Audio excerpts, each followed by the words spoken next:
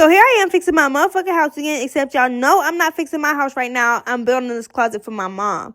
Now, we're going to get right into this voiceover. If y'all hear Mickey Mouse in the background, just mind your business. My baby is watching Mickey Mouse, and it ain't, I don't know what you want me to do about it. Now, I was trying to put this underlayment down on the floor, and the way it was cut, my bad, the way it was cut, so the underlayment, listen, I brought the underlayment and the flooring that I had left over at my house from me doing the flooring in my living room. And so the underlayment was already cut. And so the size of it, it was just giving me a fucking run for my motherfucking money. And so I was like, you know what, fuck it. I'm not using underlayment. And I explained that to mom. Like, I'm going to just not use the underlayment. The underlayment is so that the floor not so, like, hard.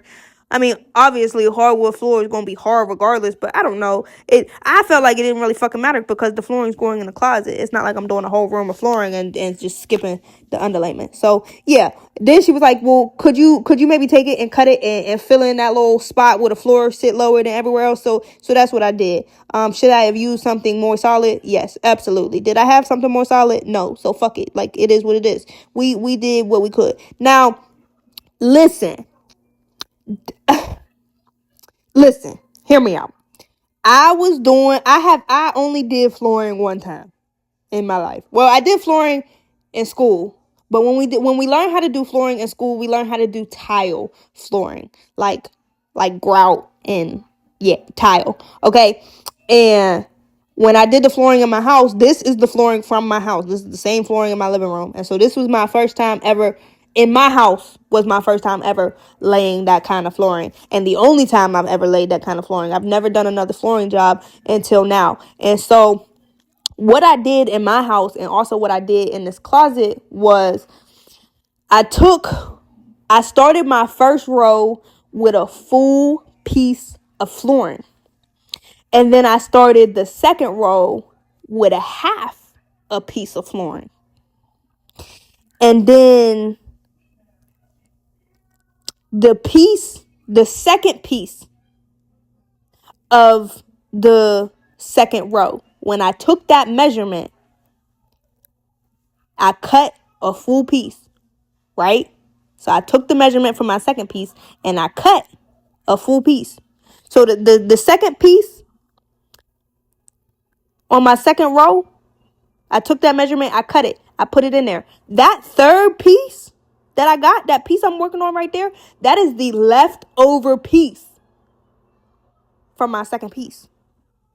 Does that make sense? Now, for the rest of the flooring, if I was doing a full room, every time I get to the end of the room, the cut piece, the piece left over is what starts the next row. I hope to God that makes sense because I was having a brain fart trying to fucking explain that. I was getting thrown off. Anyways, I accidentally fucked this flooring up, and I'm gonna tell you how. I fucked up the stagger. That's how you get the stagger that you want, that I wanted anyways. And so I fucked up the stagger because the pieces of flooring were 48 inches long, but the closet was only like 46 inches long. And so my first piece wasn't actually a full 48-inch long piece. It was 46 inches. And then my second piece, I cut it in half. So it was 24 inches. But I should have cut it half of 46. You feel me? So the second piece was really too long. And so that is why my stagger, look, you see me? That is why my stagger was fucked up. And I'm like, what did I do wrong? Now, mom did say that maybe it looked funny because like it's such a small space, and if you had a bigger room it would make sense, but you're only seeing like 4 pieces of flooring put together, so that's why it don't look right. And at first I was like, yeah, that makes sense. And even though afterwards I was watching the footage and I was like, oh my God, I see what I did, that's still what she said still kind of make sense. It do. Now whenever I laid the flooring for my house, because the flooring, it clicks into the other pieces of flooring sideways, but it also is tongue and groove and clicks into the other pieces of flooring long ways. And so what I did at my house, because it was a large space, is I would put the flooring in long ways. I would click it into place, and then I would take a block, like a wooden block, and a rubber mallet, and I would hammer it short ways to get the short part to click into the other pieces of flooring. Because the closet was so small, that was not possible. And so what you're going to see me do is I'm actually going to take the piece before this one out, and I'm going to click the two pieces together, and then I'm going to take the two pieces that I clicked together and click it into the rest of the floor. Now, this is a floating floor. I believe this is LVP, laminate vinyl plank. It is a floating floor. It is engineered hardwood. So, like, it's not actually hardwood. It is hardwood, but, like, it's not.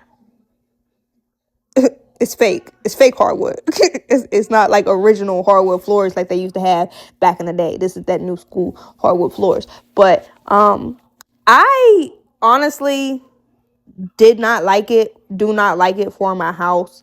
I swear by, I'm a carpet person. I like carpet. I don't like having hardwood floor in general, because I like to walk around with no socks on. I don't like when shit be sticking to my feet. And people be like, well, just sweep the floor. I do be sweeping the floor. I swear I be feeling like you got to sweep hardwood floor all goddamn day. And don't nobody got that to do. I want to walk around barefoot. And so yeah, I don't really care for hardwood floor. Then they be cold. Oh my God, hardwood floor be cold.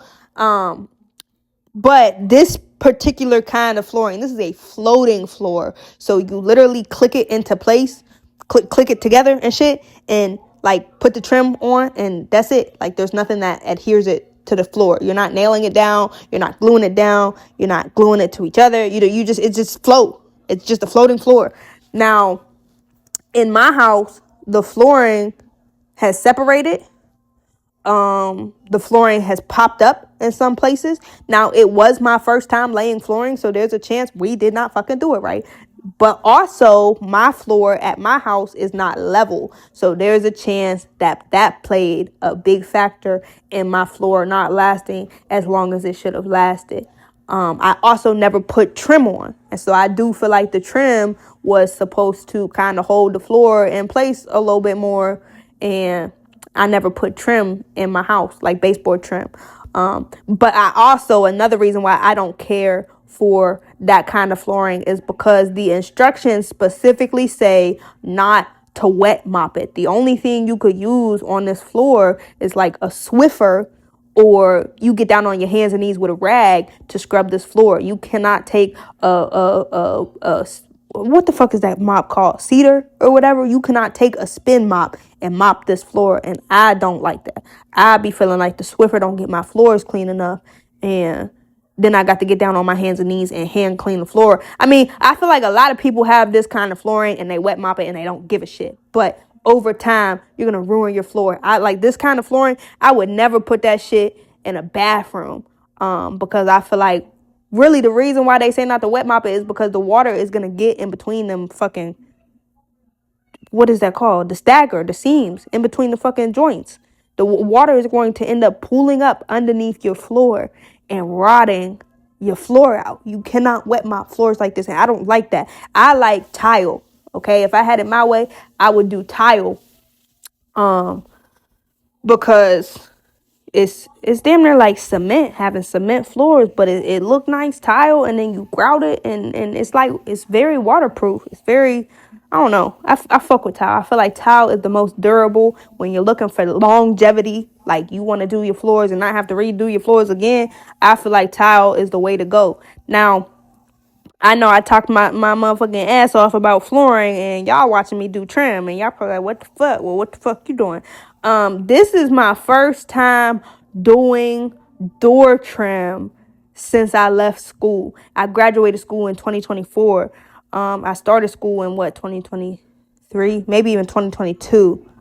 And so there's no telling at what point we learn how to do trim in school. So my point is, I haven't done trim in a very long time, and I've been avoiding doing the trim in my house because I'm not confident with my trim work. And so this was actually a very good experience that I had to, do the trim at mom's, because it made me feel a little bit more confident in the fact that I do know what I'm doing for real. And I definitely messed up her door trim and wasn't all the way satisfied with it. But part of the reason I feel like I could have fixed it and made it better if I had more time, but I didn't have time to keep fucking with it for real. So I'm excited to do the door trim on my own house. Um, Now what I'm using for the trim is 1x4s. So what I use to frame the walls are 2x4s, 2 inches by 4 inches. So what I'm using for the trim is 1x4s. Those are 1 inch by 4 inch. And so you do the inside of the door first, and then you do the trim on the outside of the door. Now, y'all, I had to pause my voiceover and now I'm back and I don't entirely remember what I already said about door trim. So we just gonna start over. Um, yeah, you do your inside pieces of door trim first. I put mine up on the wall and then traced the backside with a pencil and then pulled it off the wall and I cut it with my circular saw because my door frame was not actually 4 inches wide, so the trim needed cut long ways. Now right here, I had to notch out the part where the box is. And I cut the top at an angle because I want to say when you go to finish your door trim, angle cuts look better and butt up against each other nicer than square cuts. And so you want your trim to be flush. And so that's why I was pounding that fucking piece of trim like that, because I was on some fucking lazy shit for real, and it really should have been cut some more. But you want your inside door trim and your outside door trim to be flush with each other. Mine was a little bit messed up, and so I ended up filling in the difference with wood filler. Wood filler is the shit too. This is my first time using wood filler. And I love it. I will talk more about it when it's actually up on the screen. I did not have a trim like nail gun. I do not own any kind of nail gun. I definitely want to upgrade and get one eventually, but I haven't had no reason to. I haven't done none of the trim. So maybe when I go to the trim in my house, I'll get a nail gun. But yeah, I was just old school hammering, nailing it. Funny story, actually, whenever I was in school, I remember, because Newcastle School of Trades, the way they work is they get new students every like 3 months. And the program that I took for building was like 15 months. So we got new students every so often. And I remember we had got some new students the one time, and my teacher, Mr. Thomas, he was like, he had told the new students that the first thing they was going to do was just practice nailing nails with a hammer into pieces of wood. And so the new students was nailing these nails into pieces of wood, and I was doing something else. And I remember Mr. T walking past like, Mimi, you don't want to hammer no nails? And I was cocky for real. I laughed like, no, Mr. T, I do not need to fucking practice hammering nails. Like, I thought it was silly. And then we had went to a job site, and we was doing the roof. We was putting the fucking shingles on the roof, and I kept missing the nail with my hammer. You feel me? So it came around full circle, and I ended up looking like a jackass in front of everybody because, I was on some shit in the classroom. Like, I don't need to practice how to swing a damn hammer. And then when I was out there in the real world, I was swinging that hammer fucked up and missing the nails and shit. So yeah, you would be surprised. Being able to swing a hammer is more of a skill than you think. It's more of a skill than I thought. And so, yeah, I don't know. I just wanted to give y'all that little bit of story time because that's what that made me think of whenever I was doing the trim with my old school nail and hammer. And it made me laugh a little bit. But, all right. Uh, I'm a cue the music and I'm going to talk again when it's important.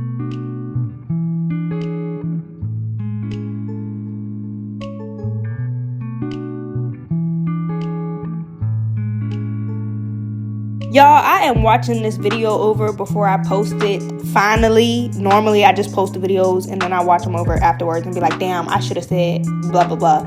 And so I'm just gonna leave the music in the background of me talking. But I put the light plate cover over top of the light before I put the trim on, because I wanted to make sure that I wasn't gonna have to cut out part of the trim to go around the light, and so something else that I wanted to point out that I did not get to say in my other videos, is kind of off topic for real, but if you notice, there is a gap around the floor where the floor should meet the wall, but it don't. That was intentional. You are supposed to leave the instructions said a 1/4 inch gap between the wall and the floor on every side.